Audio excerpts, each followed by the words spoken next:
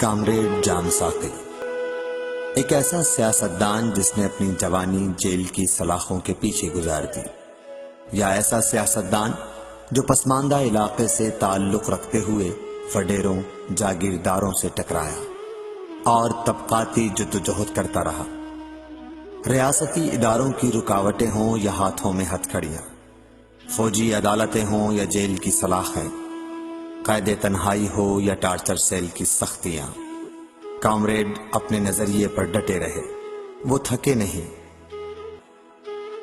Comrade جام ساقی نے صحرائے تھر کے پسماندہ علاقے میں تعلیم دان اور سماجی خدمتگار محمد سچل کے گھر میں 31 اکتوبر 1945 میں جنم لیا۔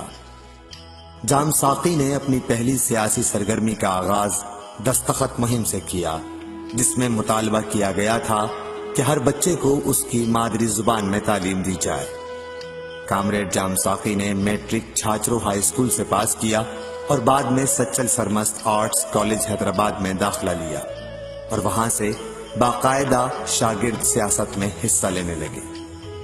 کمیونسٹ پارٹی اور سندھ ہاری کمیٹی کے باقاعدہ ممبر بنے اور اکتوبر 1964 میں جب حیدرآباد اسٹوڈنٹس فیڈریشن کا قیام عمل میں آیا تو وہ اس کے پہلے سیکریٹری چنے گئے۔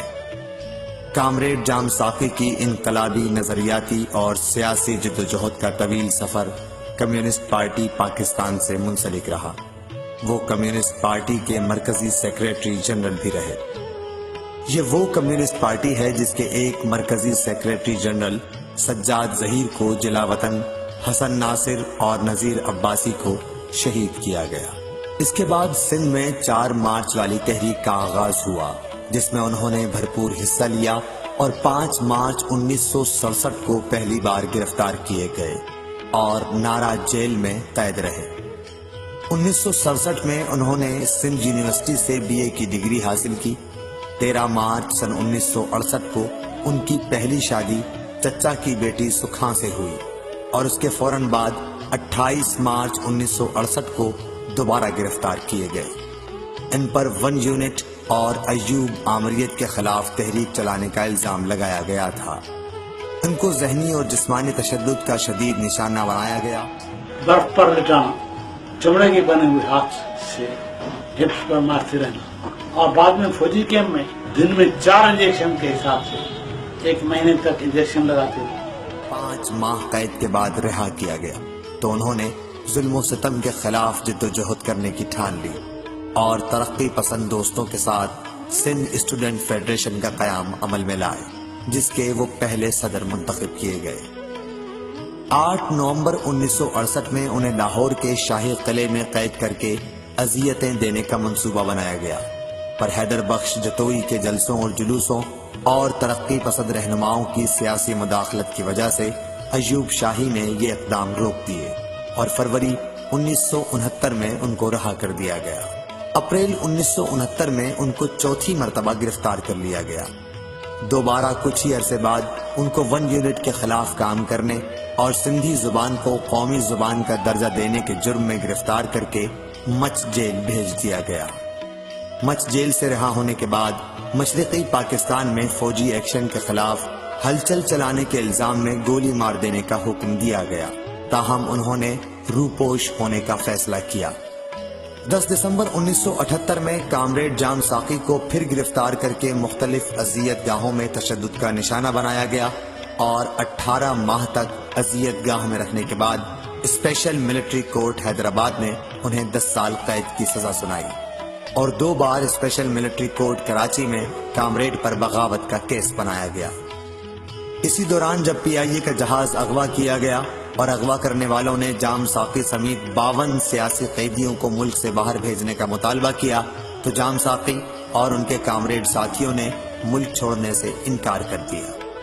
شاہی قلعے پولیس افسر بھی آتے تھے، فوجی افسر بھی آتے تھے انٹروگیشن کے لیے، تو میں نے کہا تم لوگوں کو پتہ تب چلے گا جب سپاہیوں سے گولی واپس آئی۔ تو ایک فوجی افسر نے کہا کہ جناب یہ ایران کی فوج نہیں ہے جس کا سپاہی گولی واپس اپنے افسر کو مارے۔ اسی قید مشقت کے دوران ان کی شریک حیات جام ساقی کی زندگی کے متعلق افواہیں سن کر دل برداشتہ ہوئی اور 21 جنوری سن 1979 کو کنویں میں چھلانگ لگا کر اپنی زندگی کا دیا بجھا دیا اور اپنے 2 بچوں سجاد ظہیر اور بختاور کو دادا اور دادی کی گود میں چھوڑ گئیں۔ کامریڈ جام ساقی اور ان کے دوستوں پر جو مقدمہ داخل کیا گیا وہ جام ساقی کیس کے نام سے مشہور ہوا، جس میں ملک کے مشہور سیاسی رہنما گواہ بنے۔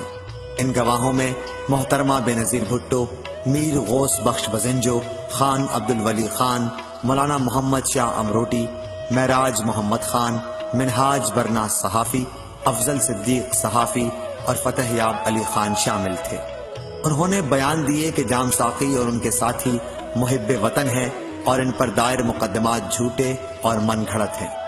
1986 کے بعد جب ماشاء اللہ کا زور ٹوٹنے لگا تو 10 دسمبر 1986 کو جام ساقی کو رہا کر دیا گیا۔ رہا ہونے کے 1 سال بعد انہوں نے رکن الدین قاسمی کی بیٹی اختر کو جیون ساتھی بنایا، جن سے ان کے 4 بچے پارس، سارنگ، سروان اور سونپ ہیں۔ رہائی پر عوام کی جانب سے ان کا شاندار استقبال کیا گیا اور وہ ایک بار پھر سیاسی سرگرمیوں میں مشغول ہو گئے۔ 1991 میں ان کے بیٹے سجاد ظہیر کو اغوا کر لیا گیا تو کامریڈ اس وقت سوویت یونین کے دورے پر تھے، لیکن سیاسی سماجی پارٹیوں اور عوام نے سجاد ظہیر اور دیگر کامریڈ دوستوں کے اغوا کے خلاف سخت احتجاج کیا اور آخرکار عوامی رد عمل کے نتیجے میں ڈاکوؤں نے سجاد ظہیر اور دوسرے کامریڈوں کو رہا کر دیا۔ 1991 میں انہیں اس بات کا احساس ہوا کہ طبقاتی جدوجہد اتنی مشہور نہیں ہو سکی تو انہوں نے جمہوری تحریک کے نام سے ایک فورم بنایا اور سندھ میں پیدل مارچ کیا، جو سندھ اور پنجاب کے بارڈر سے شروع ہوا، جس میں عوام نے بھرپور شرکت کی اور ہر پارٹی کا جھنڈا قافلے میں نظر آیا۔ 1992 میں محترمہ بینظیر بھٹو کامریڈ کے والد کی تعزیت کے لیے تشریف لائیں تو انہیں پاکستان پیپلز پارٹی میں شمولیت کی دعوت دی۔ جب ان کی طبیعت ناساز ہوئی تھی تو لوگوں نے مسجدوں اور مندروں میں ان کی صحت یابی کے لیے خصوصی دعائیں مانگی۔ کامریڈ جام ساقی کی ایک بہت بڑی خاصیت یہ بھی ہے کہ جب بھی کوئی ان پر تنقید کرے تو وہ پلٹ کر کبھی جواب نہیں دیتے۔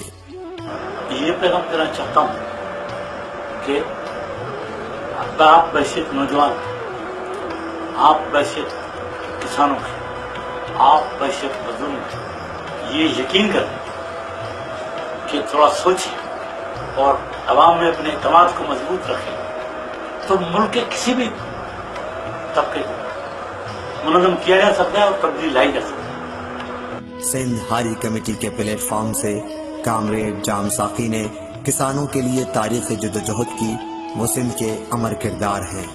ان کی خدمات پر ہم سب انہیں خراج تحسین پیش کرتے ہیں۔